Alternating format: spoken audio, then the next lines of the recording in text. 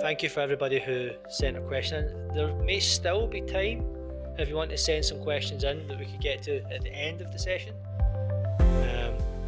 We're doing okay for time. So if there is some questions, maybe a question will pop up as other questions have been asked and been answered. So please do use the link or the QR code to put your questions in.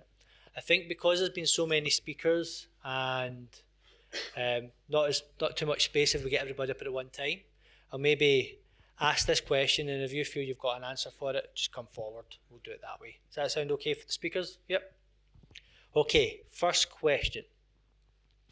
How would I, again, this is not from me, I feel like I'm asking the question, but how would I go about removing my child from sex education classes in state schools, and how would I go about finding out more about what it is they're teaching?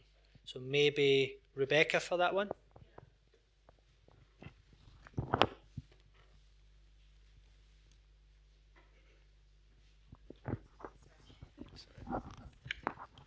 Right, the way back there. So I think what I'd say is the first thing is that anybody who's got their child in any kind of secular school, you should be checking what material your children are being taught, in particular in the area of sex education. You do have the right to see the materials, and you'll have noticed that you do get, they're supposed to send you a letter before they deliver any sex education, so you probably receive a letter saying, we're doing this next week, and that's because they have to inform you and they have to give you the opportunity to see the material. So I would say, do not say, make sure that you do actually go and see the material. I think not many parents do, and so I don't think the schools are particularly prepared actually for parents to actually go along. So we want to know, obviously, in advance what they're planning. So go and see, ask to see the material, go to the open evening if they have one or something, ask questions, challenge if you need to. And if you're not happy with the material, you need to write in to the school and say that you would like your child to be withdrawn. So you do have the right to do that for sex education. And as I was saying in my talk before, unfortunately, we've had a blurring between sex education and relationships education. And you don't have the right to withdraw them from the wider relationships education. But however they describe it, if you think that material that your child has already been taught or which you become aware they're going to be taught, if you think it's straying into sex education, then you just need to say, I think you might call this relationships education, I call it sex education, and I don't want my child to be exposed to it, so I have the right to withdraw them, and assume that you do have the right, and let them bat it back and say, oh no, you don't. And I mean, I don't think many schools are probably in the business of forcing you to. Anyway, so assume that you can, and you need to write in, and then that should happen. But then also, obviously, you need to keep tabs on things. I had somebody phone me the other day, a parent who said that they had done that, they had that on record, that they didn't want their child to have the sex education, and then lo and behold, they discovered that their child had in fact been in a lesson, I think because it was a supply teacher or something, and the school were a bit like, oh, we're so sorry. But, don't let them get away with that. If that happens, make a complaint and make sure they know that you are serious. And obviously that shouldn't have happened. Did that answer the question? I hope. Do you think? Yeah. Thank you.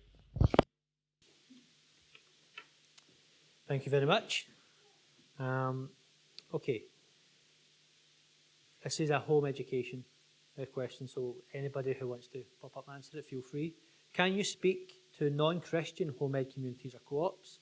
Is there space for joining with other families or educating together with non-Christians?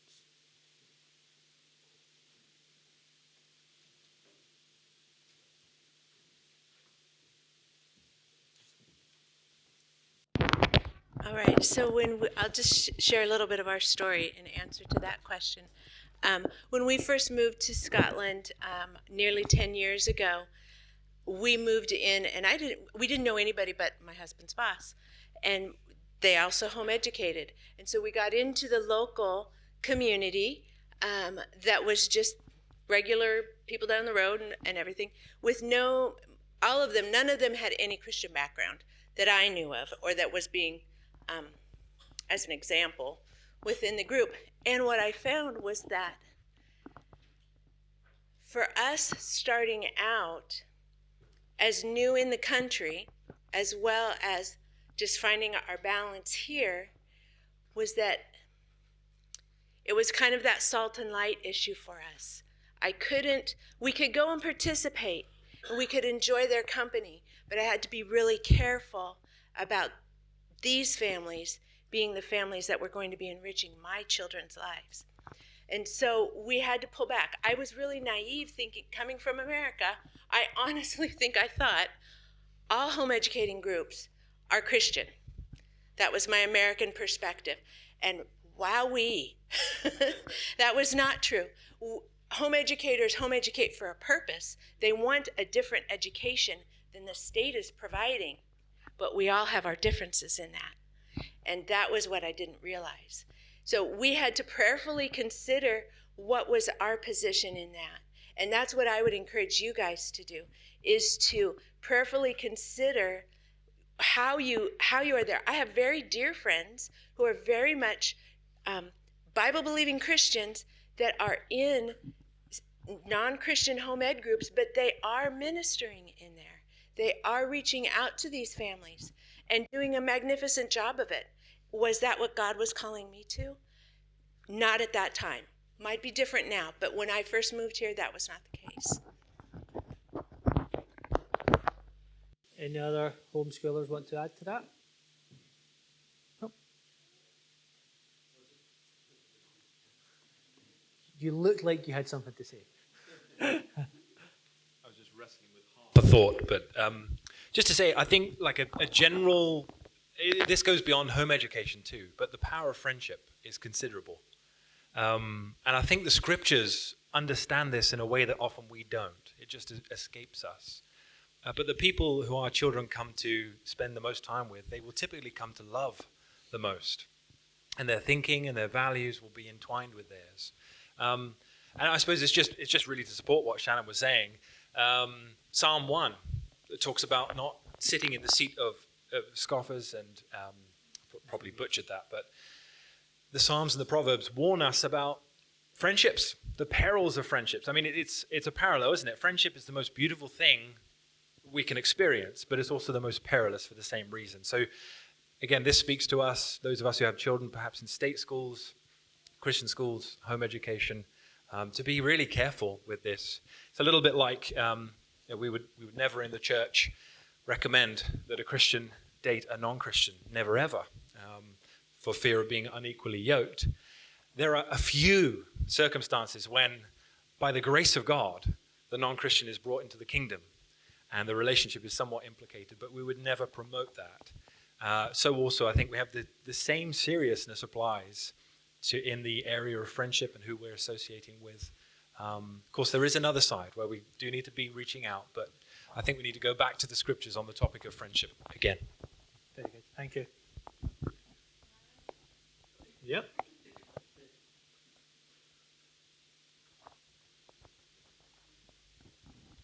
Slightly similar to what Shannon was saying, certainly the kind of non-Christian groups, like Shannon was saying, also they're educating for their own reasons.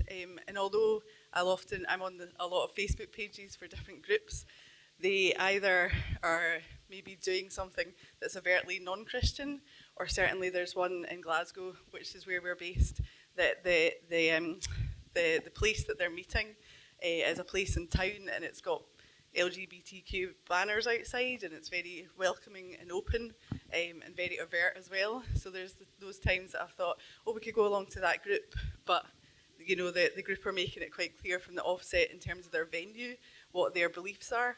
And actually, as my kids have got older, I think that's it. They are struggling to be in this world. They know what our faith is as Christians. They're still grappling with that. And I'm hoping and praying that they make a commitment, and one's 13 and 14 and a half. And actually their kind of choice of friendships as the years have gone on has been the Christian co-ops. that doesn't make it easy right enough. One of my daughters travels from Glasgow to Falkirk every other weekend, every other Friday to go to a co-op there. She's got good friends there, and actually my son, who's nearly 13, I dropped him off on Fife on the way here because that's where his best friend is. And he's got friends that are local, but those friendships are getting strained at times because of the beliefs and what kids are being taught. Like, he's got a friend who's 13, and he told him the other week that he's asexual. And my son was like, what is that? And can I still be friends with them? So they're seeing the world that we're living in as well. And that those beliefs that are being taught in school are impacting on what other children are believing. And a child who of that age is even questioning whether there's any point to life. You know, there's no point being here. So I think that's it. The children, especially as they get older, will see the differences, and they, as they get older, will decide what friendships they kind of want to pursue as well. Thank you. That's great. Thank you very much. This is a question for classical conversations. Is classical conversations open for non-Christians too?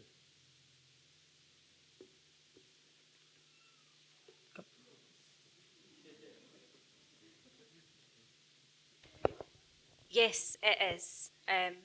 However, there is a curriculum. Anyone joining CC has access to the statement of belief, and within community, they are not allowed to cause any uproar or arguments within community of anything that's against what's in the statement of belief and in the curriculum.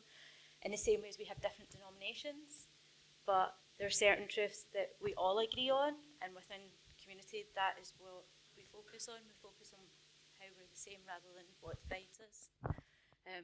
And there's been many examples of individuals and families joining CC, not because we're Christian, but because they saw what the children in CC were like, how strong they were in their faith, how articulated they were, how they were focused, how much they respected their family and their community, and they wanted that for their kids because they didn't want what was in the state schools, and they saw it as an opportunity to do it. And there are instances of some of them actually converting. There was one lady who, I'm not going to tell that story because I will start crying on. But there's so many stories of even families coming to know Jesus and follow the Lord. Amen. Thank you. So we've had a couple of times the subject of sending our children into state schools as missionaries. This question's kind of coming at that, but from a different angle. Well, how do we deal with churches who are promoting the idea that by being part of state schools, they are fixing the system from the inside and or serving their community? John or John William? Yeah.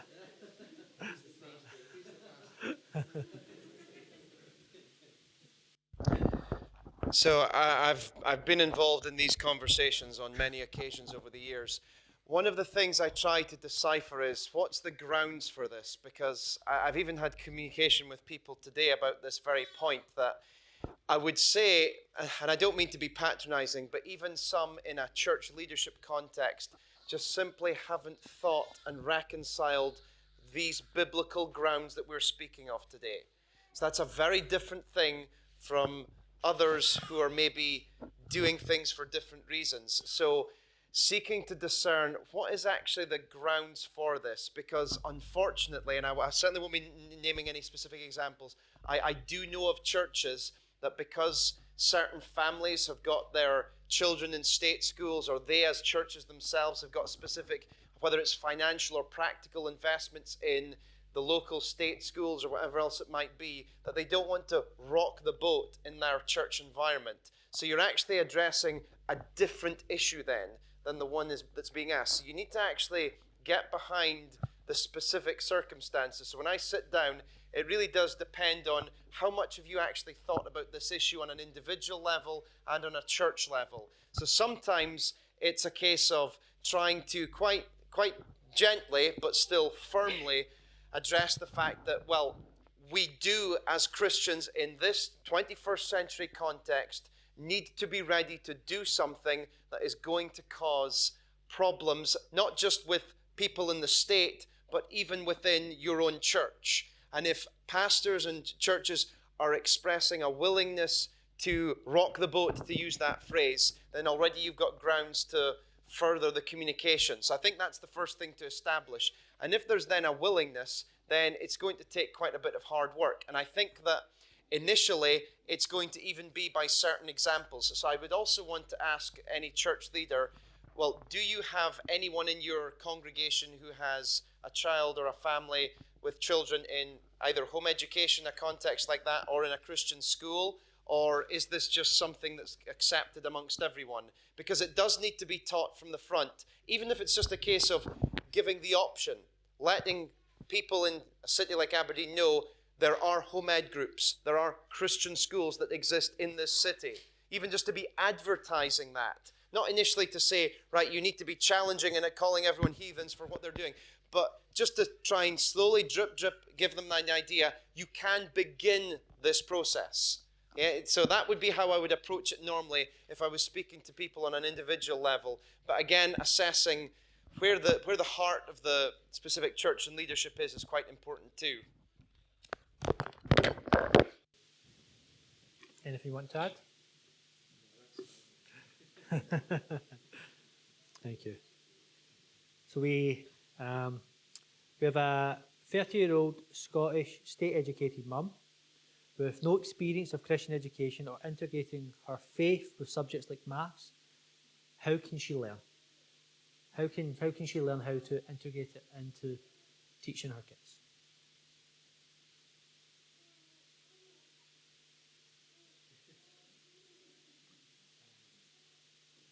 So, yeah, come.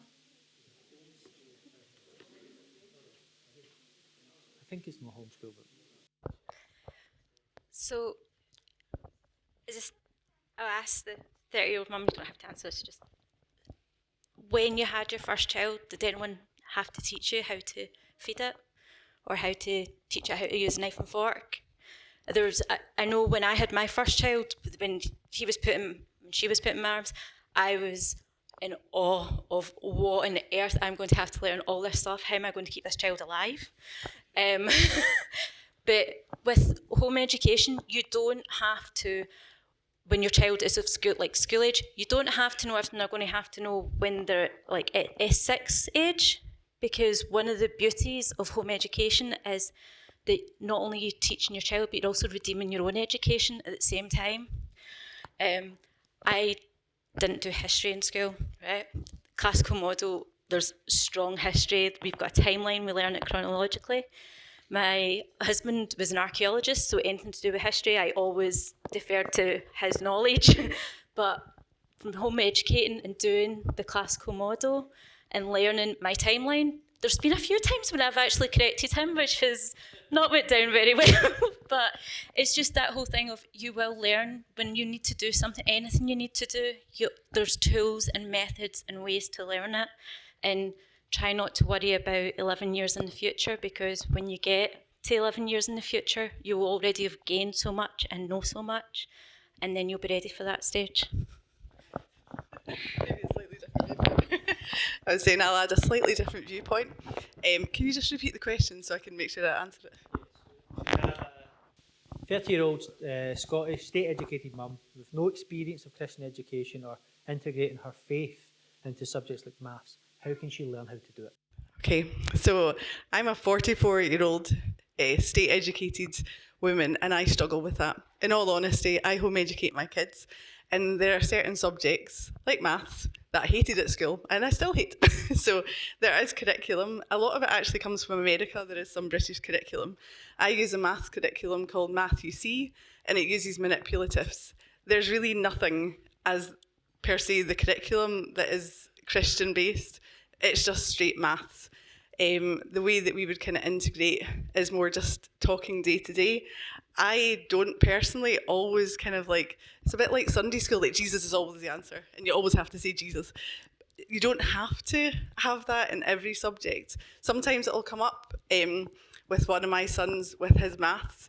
it is not his favourite subject either. We have workarounds because he has dyslexia and probably ADHD. So math is like pulling teeth. So we sit in the kitchen and we have some workarounds with Siri. So he asked Siri to help him with his math, and I've showed him the Excel spreadsheets that I use.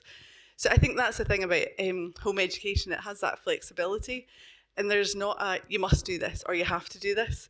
But I find that there's other opportunities that I'll have with him, you know, in the Bible that talks about when you get up in the morning and when you go to bed, when you're walking along the road. Those are the opportunities that I have to talk with him about things of the faith. And it doesn't have to be kind of wheedled into every single subject. And actually some of the kind of like approaches to home education don't see English and maths all as separate subjects. You see it as, you know, it's all education. And the way I sometimes teach maths is we were at the swimming pool and we were looking at the different numbers on the wall and how deep it was. We went to a skate park because my sons just love being outside. And one of these modern skate parks had along the line how many metres it was. So I think, you know, there's so many different approaches to home education. Try not to kind of think, oh my goodness, it has to be like school. There has to be this subject and that subject. And like a Charlotte Mason approach, Neil was saying about the co-op that's been started up, that's about kind of like living books and learning through that approach, or there's eclectic. So there's so many different ways to learn, and I think that's it, and it's tailoring it to each child. The Scottish system allegedly tailors education to each child individually, but actually I don't know how they really don't do that.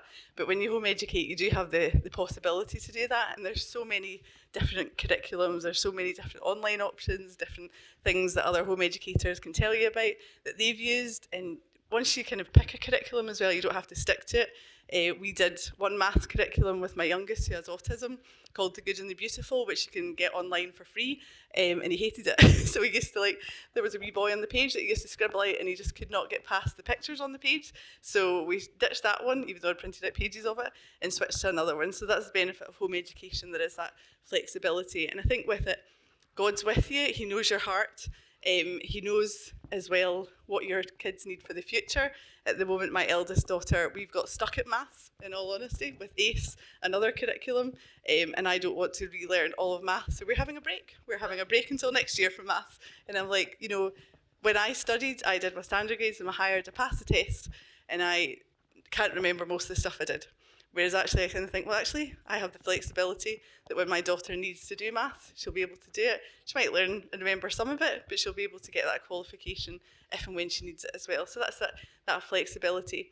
If your child hasn't been to school as well, and they're not registered with the kind of local authority, there is more flexibility, I'd have to say. I don't have anybody checking on me, so I have that freedom.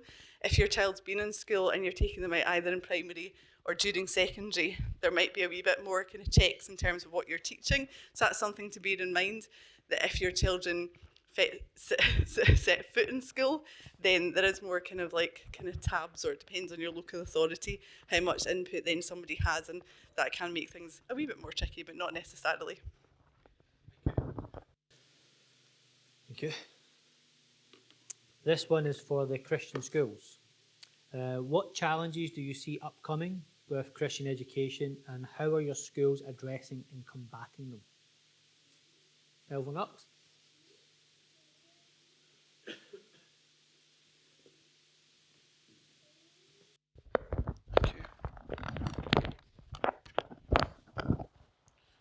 We know about the government announcement about VAT. That'll be a challenge, perhaps, depending on how it's implemented. But particularly for smaller schools, if they keep the threshold at 90k before they have to implement VAT, it'll not it won't affect us all. And because our school fees are lower, we're not as heavily impacted as those who are maybe fees of 10 or 15,000 pounds a year. In Scotland, certainly, I think longer term, the issue is control of the government over education and over what's happening with the teachers. Now, it used to be in a Christian school you didn't have to have a teacher training qualification. We could employ anyone as long as we felt that they had the capability to do so. But a number of years ago, it was mandated that teachers had to have a teacher training qualification. And as I don't know if it was John or John Millam said earlier, you know, there's only one way of doing that at the moment, and that's through the state. Longer term, the control that's been exerted for the revalidation. They've now, teachers have to go through sort of revalidation every 5 years. It's a mechanism for control, what they're going to have to evidence to show that they're promoting or covering different things as part of their teaching.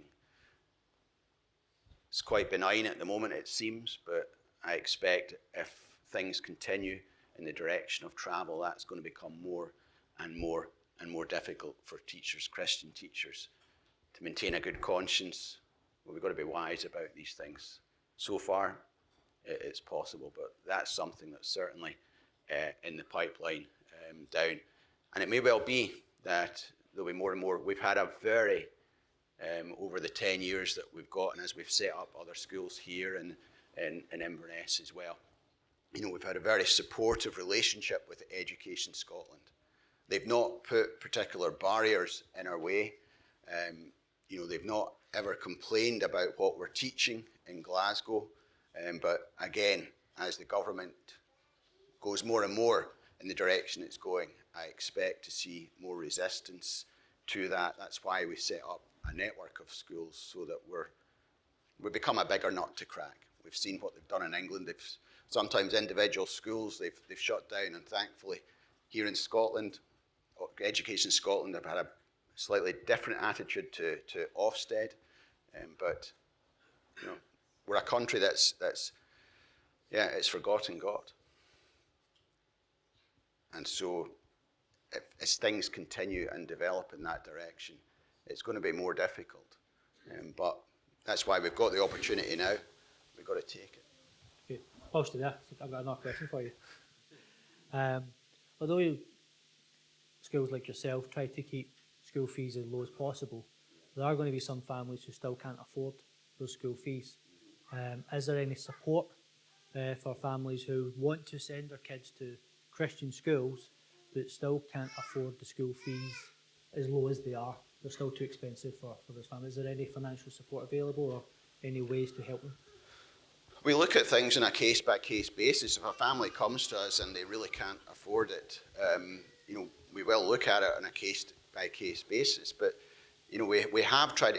Our fees, for example, in Glasgow, they're about equivalent to family allowance. So for your child,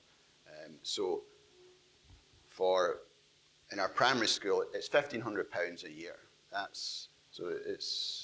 It's not a massive amount. You're talking about 120. About £130 a month, something like that, divided over 12 months. Now it does increase, and if you've got 4 children, and we do have families who've got 4 children, we've got some who are pastors. Pastors are not well paid by any means, and so it's a struggle. And there is an element of sacrifice in it, because the fees that we charge, as low as they are, they don't cover the running costs of the school. So it is a real challenge. But we do seek to help people where possible. Thank you.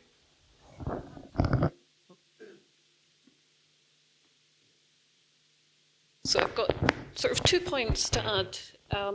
With regards to the fees, I think saying it's a sacrifice, that you have to, you're not getting the same practical stuff, like I was saying, as you would get in a state school, but actually I would turn it around and say that it's an investment.